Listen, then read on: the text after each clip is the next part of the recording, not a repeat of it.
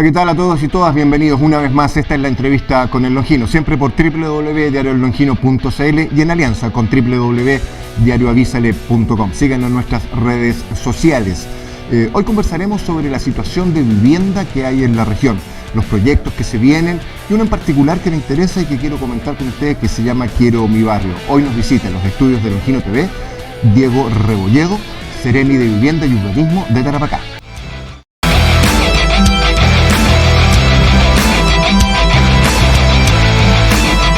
¿Qué tal, Seremi? Bienvenido aquí a los estudios con nosotros para conversar un poco de la situación de vivienda en la región.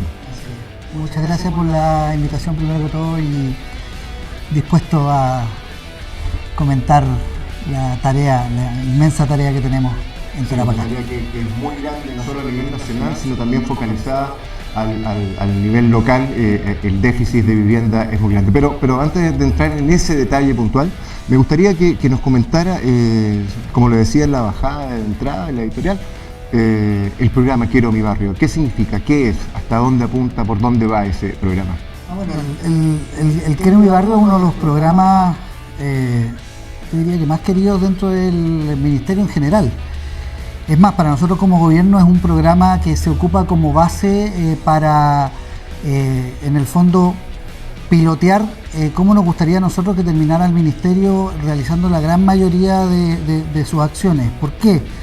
Porque es un programa que funciona con las y los vecinos del barrio donde se instala y son finalmente las y los vecinos quienes deciden todos los proyectos y todas las acciones que lleva adelante el programa en el barrio.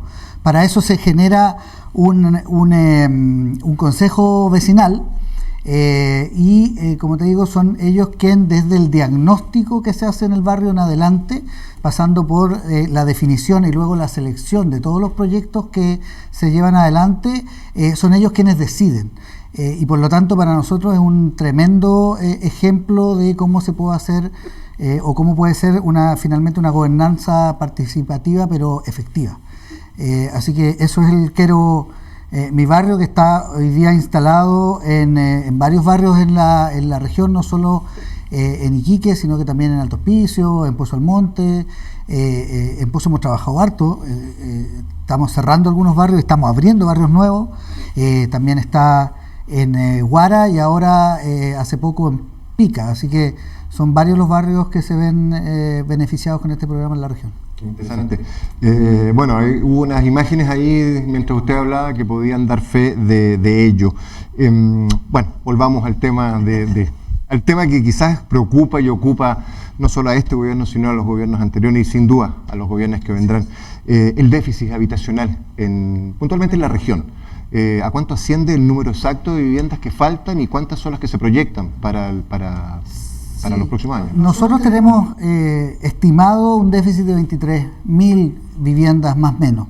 Esa cifra fluctúa entre 20.000 y algunos dan algunas cifras mayores porque este es un dato que se estima respecto del último censo y se va actualizando con los datos de, por ejemplo, crecimiento de la población y cosas de ese tipo, pero anda en torno a los 20.000, 23.000 viviendas en la región y nosotros nos hemos puesto la meta como gobierno de poder ejecutar el 40% de ese déficit, es decir, 9.300 viviendas es la meta estipulada para la región de Tarapacá. Que yo siempre digo que, bueno, primero son varias cosas en torno a ese número. Primero significa, en esta región en particular, triplicar la velocidad con la que se estaba respondiendo al déficit de vivienda. A nivel nacional, la meta de viviendas significa duplicar la cantidad de viviendas que se producía, pero en la región de Tarapacá en particular, significa prácticamente triplicar. Y lo otro que siempre destaco es que nosotros, aunque lo hagamos espectacular, solo vamos a poder atender al 40% del déficit. Por lo tanto, hay que dejar instalada la necesidad de que los gobiernos que nos sucedan le otorguen al tema de vivienda la misma importancia que le ha dado este gobierno, que entre otras cosas ha levantado el plan de emergencia habitacional, que es el que hoy día nos permite, es el que nos otorga las herramientas para permitirnos creer que vamos a ser capaces de esa hazaña que es triplicar prácticamente la generación de viviendas. ¿Y por qué? ¿Qué situación técnica o financiera, no sé por qué lado sería, va a permitirles llegar a una cifra inferior a la real necesidad de viviendas en la región? ¿Hablaba de un 20-30% de vivienda? No, o sea, es que claro, nuestra meta es el 40%, que eso significa triplicar lo que estamos haciendo. Para esa meta los fondos están los fondos, están los terrenos.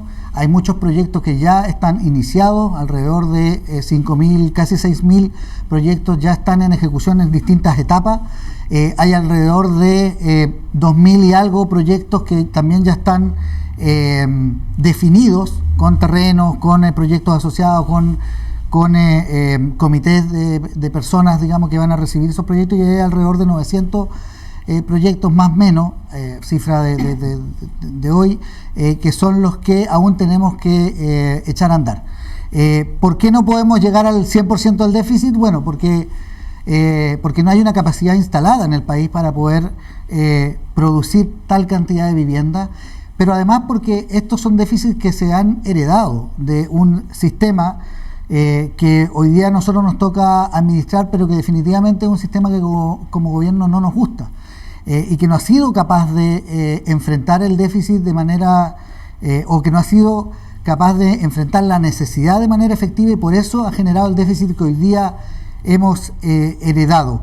Esa es la razón por la cual no podemos aspirar a más, y esa es la razón también por la cual nosotros creemos que, por ejemplo, las herramientas del plan de emergencia habitacional deberían quedar, al menos varias de ellas, instaladas en nuestro sistema para que si uno hace una estimación, nosotros necesitamos, después del nuestro, al menos 2 gobiernos más para poder aspirar a llegar a cero el déficit de vivienda en Chile, y aún así sabemos, por la experiencia internacional, que probablemente no vamos a llegar a cero. Siempre hay un déficit de vivienda por distintos factores, pero por lo menos aspirar a que con la velocidad que hemos logrado imprimirle nosotros al sistema de generación de vivienda, poder llegar o acercarnos mucho al pleno, a la plena vivienda, digamos, es decir, a que cada una de las y los chilenos pueda tener un lugar digno y adecuado donde habitar. Y esta meta que se han puesto está distribuida en qué sector? Me imagino que Iquique, por tener la mayor concentración de población, va a llevarse una mayor cantidad de proyectos, pero las regiones del Tamarugal, las comunas del Tamarugal, ¿cómo están distribuidas en ese sentido? Nosotros tenemos distribuido principalmente la meta en Alto Hospicio, no en Iquique. Y eso también es bueno aclararlo y recalcarlo, porque se ha transmitido, se ha querido instalar. Nosotros entendemos que es a propósito de una preocupación que nosotros tenemos de cómo se estaba construyendo en Alto Hospicio, principalmente por esta situación de estar instalado sobre un suelo con alto grado de salinidad. Se ha querido instalar la idea de que nosotros no vamos a seguir construyendo en Alto Hospicio. Entonces queremos aclarar que sí estamos construyendo en Alto Hospicio, que el 70% de nuestra meta es en Alto Hospicio, y que se va a seguir construyendo en Alto Hospicio. Cuando hablan del 70% del X% que indica, en términos de número, en términos de viviendas, ¿cuántas son? ¿1.000, 2.000, 3.000? Son casi 7.000 viviendas en Alto Hospicio. Y el resto de las 3.000 viviendas de las 2.000 y algo viviendas se distribuyen, algunas en Iquique, muy pocas, y eso es algo que te voy a comentar, y el resto en la provincia del Tamarugal, principalmente entre Pozo y Guara. Tenemos también algunos proyectos en Pica y tenemos algunos proyectos más individuales en otras comunas o en otros poblados del Tamarugal. Te decía que principalmente la meta se instala en Alto Hospicio, porque eso es una decisión que se tomó en algún momento en el Ministerio, que podríamos aquí detenernos a encontrarle las razones. Nosotros creemos que tiene que ver mucho con ciertas definiciones más bien de segregación espacial, es decir, se instaló en algún momento esta idea de que la vivienda social debía instalarse en Alto Hospicio, porque en Iquique los terrenos iban a quedar a disposición de proyectos de otra índole. Eso es algo que hoy día nosotros estamos empeñados en romper, porque junto con llevar adelante la meta del plan de emergencia habitacional, nosotros hemos definido lo que nosotros llamamos la estrategia regional, que tiene que ver con, de alguna manera, fijar los lineamientos de cómo se va a llevar adelante la tarea de construcción, no solo de vivienda, sino que también de ciudad en la región de Tarapacá. Y en esa estrategia nosotros hemos abierto con fuerza volver a Iquique como posibilidad, y por eso estamos trabajando, por ejemplo, en la extensión sur de Iquique, pero también estamos identificando áreas de Iquique que podemos generar regeneración urbana, y también estamos abriendo con fuerza la provincia del Tamarugal, en específico Pozo Almonte y Huara, como lugares que se puedan levantar como alternativas para instalarse de manera definitiva en esta región. Para eso, sí, porque es súper importante lo que vamos a hablar en este momento, o lo que voy a decir en este momento, que tiene que ver con el Tamarugal, porque Diario El Longino está cumpliendo 21 años y estamos también presentes en el Tamarugal con nuestro semanario Longino Tamarugal. 21 años en la región de circulación con la información periodística veraz y siempre en el momento. Seremi, seguimos entonces. Hablábamos entonces del tipo de construcción, de la forma de construcción y el alto hospicio. Quiero hacerle una salvedad. Días atrás estuvo el presidente de la Cámara Chilena de la Construcción junto con nosotros conversando acá, y casualmente días después vino el gerente general de la Asociación de Industriales de Iquique. Por su parte, Iván Berríos hablaba sobre unas disposiciones técnicas que habían tenido con gente del Ministerio de Vivienda y Urbanismo que estuvieron acá visitando respecto a la salinidad de los suelos y una nueva forma de construcción de los cuales ellos no estaban muy de acuerdo. ¿Podemos profundizar en ese tema? Sí, déjame solo cerrarlo del Tamarugal, porque, como te decía, para poder instalar el Tamarugal como una opción definitiva para que la gente se quiera asentar, nosotros tenemos que darle algún destino a ese territorio. Y para eso hemos levantado incluso esto lo está encabezando el delegado presidencial, que creó la Comisión de Coordinación Interministerial para los Proyectos Urbanos Habitacionales.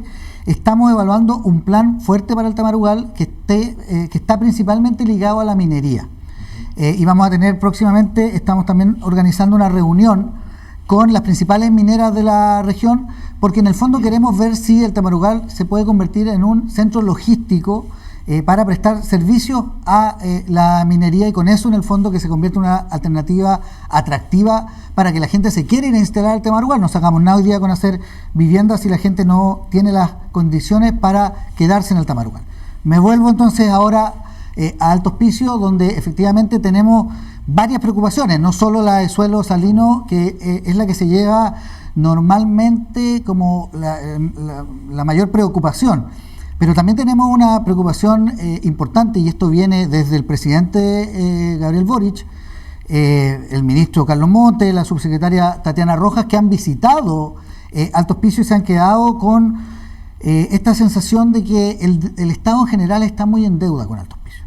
Y esto se refleja, si quieren lo desarrollamos más adelante, pero se refleja principalmente en que nosotros hoy día, junto con levantar proyectos de vivienda, estamos levantando varias iniciativas para hacer mejor ciudad y hacer ciudades más justas, que es una línea dentro del ministerio.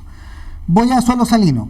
Efectivamente, el problema de suelo salino es un problema muy grave en Alto Hospicio, y nosotros estamos trabajando muy fuerte también en esa línea. Hemos creado un plan de suelo salino, y de hecho no es menor, quiero hacer esa salvedad, que siempre se habla de los socavones, y nosotros de alguna manera hemos variado el foco, porque el socavón es la consecuencia más grave del suelo salino en contacto con el agua, ¿no es cierto? Y es como la expresión del problema. Pero nuestra condición a atacar es la salinidad del suelo en general. Y nosotros hemos creado este plan de suelo salino porque, junto con atender los socavones, lo que queremos hacer es anticiparnos. Es decir, teníamos un ministerio, teníamos un Estado muy reactivo, que cuando aparecía un socavón, aparecía. Hoy día, junto con ver herramientas más ágiles para atender esos socavones, estamos levantando iniciativas para evitar que hayan socavones.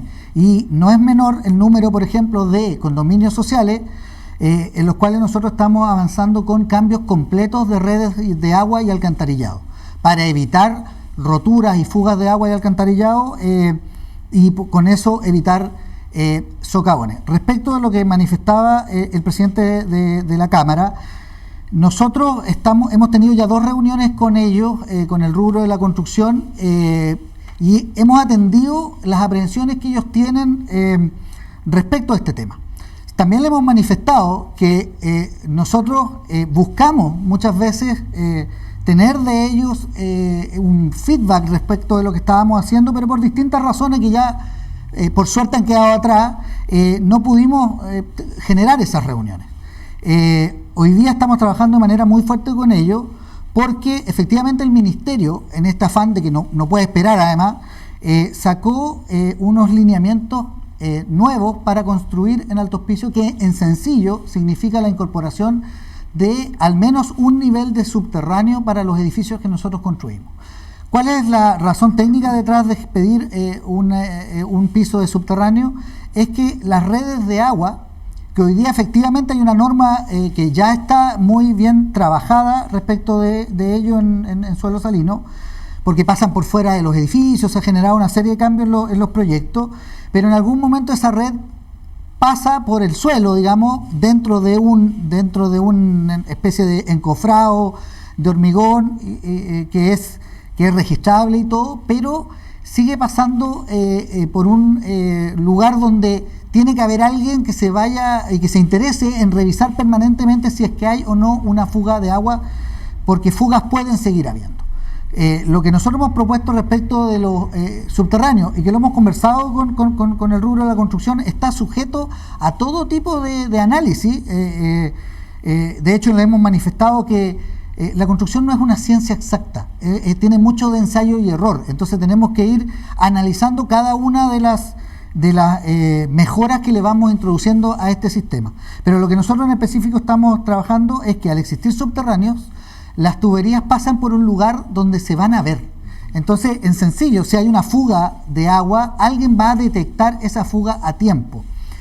Al pasar por estos subterráneos las tuberías, es más fácil además repararlas, porque tienen espacio, el subterráneo es un piso en el fondo, entonces yo puedo ahí instalarme a reparar esta falla, y además, como te decía, no vas a tener contacto directo con el suelo, porque si identificamos la falla, y si la falla viene de algún sector superior del edificio, el agua va a entrar en contacto primero con la losa del subterráneo y no directamente con el suelo. ¿Hay experiencias que nos sirvan de antecedentes en otros lugares de similitudes de suelo salino, no solo en Chile, sino en el mundo? Sí, nosotros somos un caso bien particular, pero no somos el único país del mundo que tiene suelo salino. En Estados Unidos hay sectores con suelo salino donde se usan alternativas muy parecidas a las que estamos usando en Chile, que además esto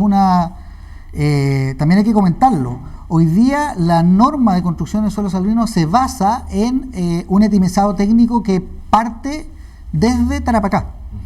Y el otro día también lo hablábamos, no me acuerdo, en una radio, me parece, en una entrevista, que los problemas, y aunque parezca esto un eslogan o un cliché, los problemas hay que tratar de convertirlos en ciertas oportunidades.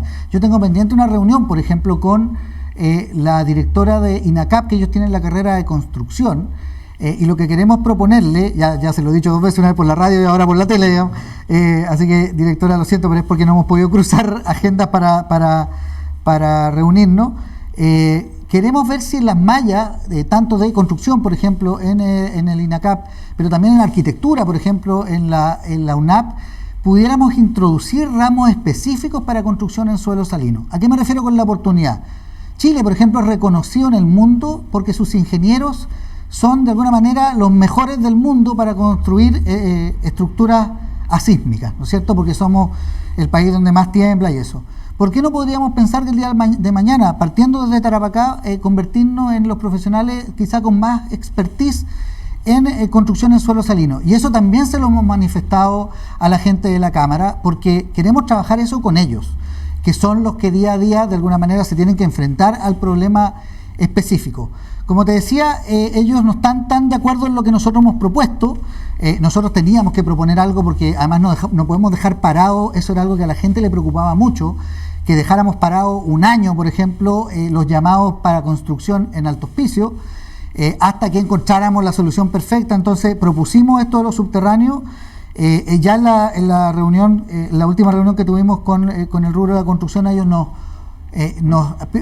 contaron algunas alternativas que nos parecen súper buenas, así que hay que avanzar en eso. En ese momento, Iván Berrío, presidente de la Cámara Chilena de la Construcción de Iquique, de Tarapacá, era eso, de que los proyectos se podrían tardar un año en seguir ejecutándose en función de todo lo que significa parar una obra, la inversión, etcétera, etcétera. Bueno, eso se aclaró con la Cámara y probablemente esta entrevista fue antes de esa reunión. Pero es importante además aclarárselo a la gente que nos está viendo, que son los que se preocupan, sobre todo aquellos que saben que están en un proyecto. Nosotros no lanzamos los nuevos requerimientos en un momento al azar. Hicimos un análisis y hoy día no hay ningún proyecto que esté ingresado al Servio para revisión que se vea afectado por este cambio de normativa. No es normativa, perdón, este cambio de requisitos que se le piden. Ahora, la gente de la Cámara nos decía que hay proyectos que efectivamente tienen un trabajo en oficina, por decirlo, antes de ingresar a revisión en el Servio. Y por lo tanto, nosotros acordamos con ellos una serie de reuniones que vamos a tener proyecto por proyecto para ir viendo efectivamente en qué estado encuentra estos nuevos requisitos a cada uno de los proyectos. Pero nosotros no hicimos el análisis, o sea, no lo lanzamos, sabiendo que proyectos se iban a ver afectados, sino todo lo contrario. Lo lanzamos, esto se viene conversando con los comités, con las entidades patrocinantes, con las empresas constructoras, algunas de ellas, hace, yo me atrevería a decir, 5 o 6 meses. Y no lo lanzamos hace 5 o 6 meses precisamente porque habían proyectos que ya estaban muy avanzados. Hoy día en lo oficial no habrían proyectos que se verían afectados con esto. Sí nos han manifestado y estamos abiertos a analizarlo, que hay proyectos que llevaban en la oficina, como te digo, un grado de avance alto, y nosotros ningún problema, nos vamos a juntar, vamos a analizar esos casos, vamos a ver cuántos son y vamos a ver cómo atendemos las particularidades de cada uno de esos proyectos. Perfecto. Cambiemos de tema porque nos vamos acelerando en los tiempos. Conversábamos precisamente con ciertas personas en algún momento sobre la posibilidad del que no tiene vivienda hoy día. O sea, hay un grupo que efectivamente puede postular a un subsidio y califica de acuerdo a los registros. Hay otro grupo que no necesita subsidio, se compra, pero hay un tramo muy grande que es la clase media y que está muy afectada, y entiendo que el Ministerio tiene un programa, un modelo de acción para ese sentido, y si no me equivoco se llama FOGAES, ¿no? Son muchos. El plan de emergencia habitacional tiene una muy buena característica o condición inicial. Es que reconoce que el déficit de vivienda ya no es solo para los sectores de ingresos más bajos, sino que el problema de vivienda en Chile ya traspasó hace harto rato a la clase media e incluso a aquella clase media que se le llama clase media ascendente o clase media acomodada, que son, como dices tú, además en regiones como la nuestra, y por eso que nuestro déficit de vivienda es uno de los más altos porcentualmente per cápita, digamos, de Chile. Y es porque regiones como la nuestra, probablemente influenciada harto por el fenómeno minero y esta distorsión de los ingresos que se genera a raíz de eso, hay mucha gente que es muy rica para el subsidio y muy pobre para los bancos. Y eso es un porcentaje muy alto. Entonces, el plan de emergencia atiende a esa necesidad con muchas líneas. El FOGAES, para hablar específicamente de eso, es un fondo que en el fondo se pone desde el Estado de Chile. Esto se trabajó con el Ministerio de Vivienda, pero con Hacienda, para, en sencillo, dos cosas. Una, poder refinanciar proyectos nuevos de vivienda. Y ahí yo aprovecho para pasar el mismo dato que pasa al ministro cada vez que le preguntan por esto, que es que le pedimos a las empresas y también le pedimos a los bancos que se pongan un poquito las pilas con eso, porque el FOGAES era principalmente en esa línea para poder financiar proyectos nuevos. Y lo que ha pasado, esto en palabras del ministro, es que se han refinanciado muchos proyectos antiguos. Y la verdad es que no era el espíritu detrás del esfuerzo que hizo el Estado creando este fondo de garantías especiales. Pero la otra parte, y es quizás lo que más le interesa a las personas como uno, digamos, es que para proyectos hasta 4.500 UF, primera vivienda, no segunda vivienda, primera vivienda, lo que estaba pasando era que los bancos hasta hace un tiempo atrás prestaban el 90% del crédito, ¿no es cierto?, del valor de la vivienda, y uno tenía que tener para el pie el 10%. Y ese 10% a veces incluso te lo prestaban con créditos de consumo, que nunca es tan conveniente, pero bueno, era un 10% del proyecto y la gente lo hacía. De un momento a otro, y la gente que andaba buscando vivienda lo sabe, los bancos empezaron a pedir el 20% del pie. Y eso en regiones como la nuestra fácilmente puede significar la diferencia entre 10 millones y 20 millones. Y en periodo post pandemia, con la crisis económica mundial que tenemos hoy día, nadie tiene 20 millones descansando en la cuenta hasta que encuentra el departamento que se quiere comprar. Y eso no baja mucho además, incluso porque claro, a lo mejor estos son edificios más o departamentos más caros en Iquique, pero por ejemplo hoy día en Alto Hospicio o incluso en Pozo Almonte, en la provincia del Tamarugal, tampoco es que bajen mucho los valores de las viviendas. Sí, hay viviendas acá en Iquique que es como comprarse una inmobiliaria francesa. Sí, o sea, sí. Chile hoy día es de los países más caros del mundo para comprar vivienda.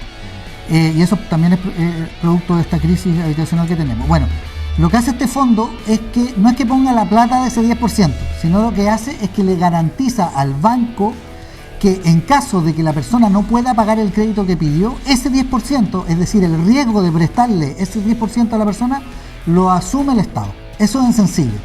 Entonces, esto le permite a los bancos poder volver a prestarte el 90% del crédito, lo cual es un tremendo aporte para la clase media incluso emergente, por los valores hasta 4.500 UF una vivienda.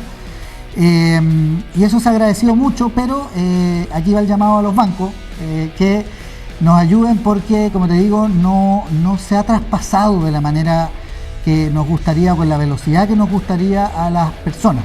Entonces aquí hay doble trabajo: nosotros informarle a las personas que están buscando o están pensando en comprarse una vivienda que existe esta figura, no en todos los bancos, y ahí no voy a nombrar porque para ser justo, porque puede que me equivoque en alguno, pero podemos mandar después una lista y ustedes lo comunican.